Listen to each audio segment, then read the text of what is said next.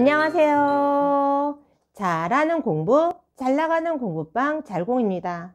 오늘의 주제는 공부반 선생님 처음부터 천직이었겠어?에 대해서 한번 이야기 나눠보려고 합니다. 어쩌다 보니까 공부반 선생님이 되어 있더라고요. 진짜. 어쩌다 보니까 내가 공부방 선생님이 되어 있더라고요.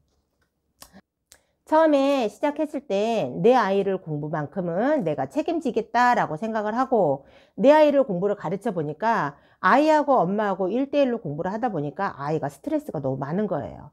스트레스가 너무 많고 아이가 그거에 대한 부담감이 너무 많았기 때문에 우리 아이의 부담감을 조금 더 줄여줄 수 있는 방법은 없을까라고 생각을 하다가 우리 아이의 친구를 불러서 가르치게 되고 그 가르치다 보니까 그 엄마들이 입소문이 나서 1명, 2명 오게 되고 1명, 2명 오게 되다 보니까 10명이 넘어가게 되고 20명이 넘어가게 되고 30명이 넘어가게 됐는데 이렇게 또 하다 보니까 문화센터에서 문의도 들어오고 또 과외도 하게 되고 이런저런 수업을 하다 보니까 이 나이가 돼서 뒤돌아보니까 어쩌다 보니까 내가 잘 나가는 공부방이 되어 있더라고요.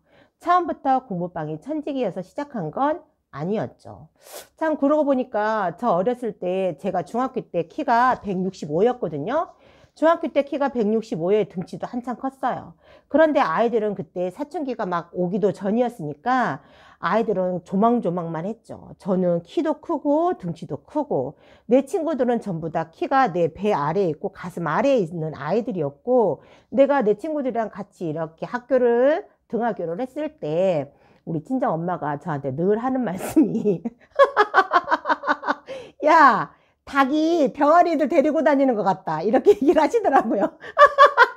왜냐면 저는 너무 크고 내 친구들은 너무 작고 왜소했거든요. 닭이 병아리들을 삐약삐약 데리고 다니는 것 같네. 너는 선생님이 딱 천직인 것 같아.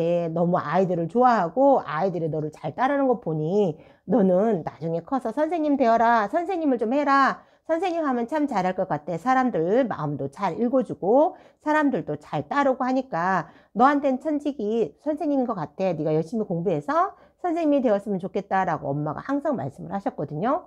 그런데 뭐 모든 자식들이 엄마가 원하는 대로 되나요? 엄마가 원하는 대로 절대 안 되죠. 그렇게 공부를 열심히 하지 않았거든요. 또 눈이 아파서 공부를 못하는 여건도 있었지만 그 핑계로 또 공부를 열심히 하지 않았기 때문에 교직을 할 수가 없었죠.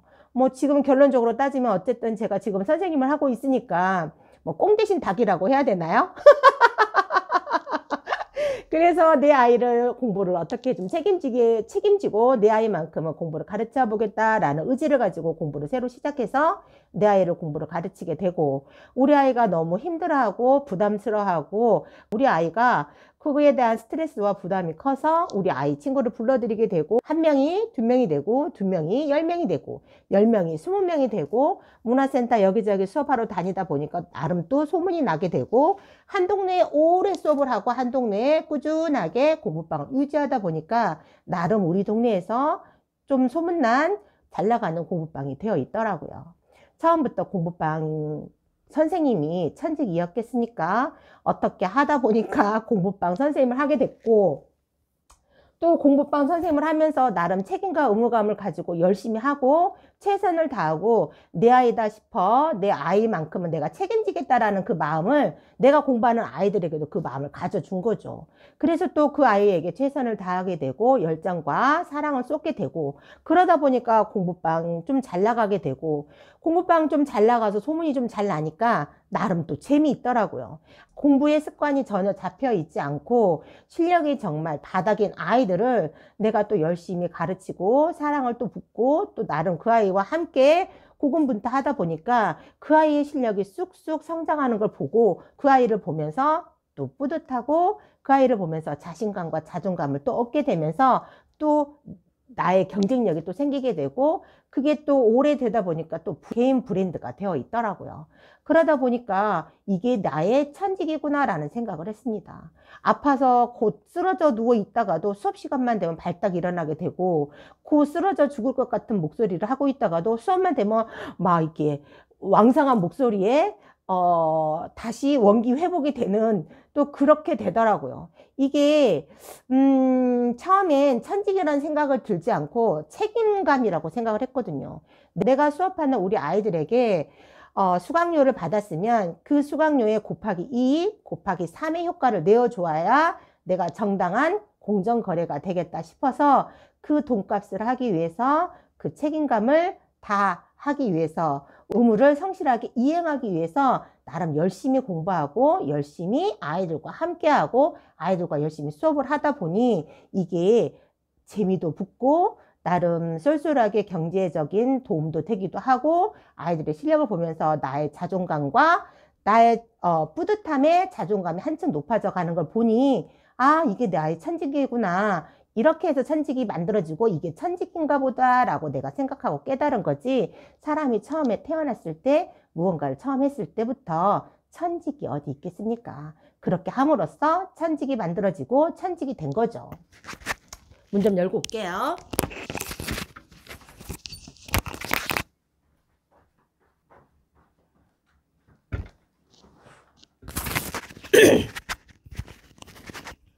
공부방 수업 시간이 다 되어서 제가 일단 문을 열어놓고 영상을 촬영해 보도록 하겠습니다.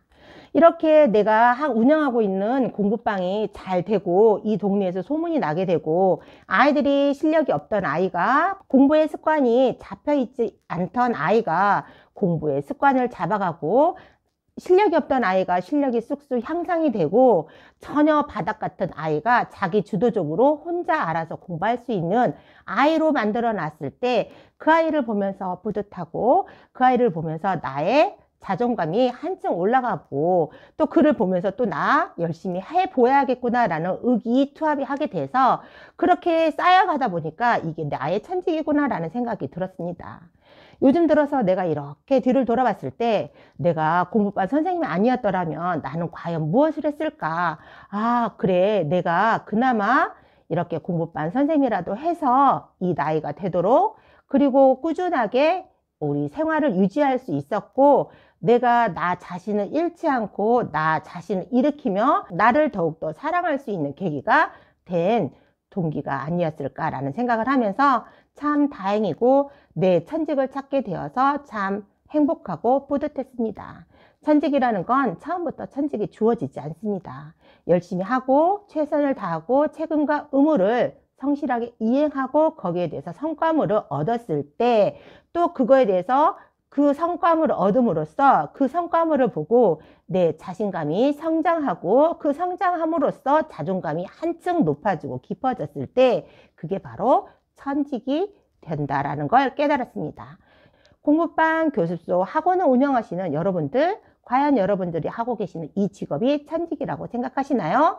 한번 자신을 돌아보시고 내가 천직이었나? 내가 이 직업을 잘 선택했나? 한번 훑어보시는 그런 하루가 되시길 기원합니다. 오늘 또 아이들과 함께 성장하시고 함께 발전하시는 여러분들과 제가 되기를 간절히 기원하면서 화이팅 해지면서 영상 마무리해 보도록 하겠습니다. 오늘도 화이팅!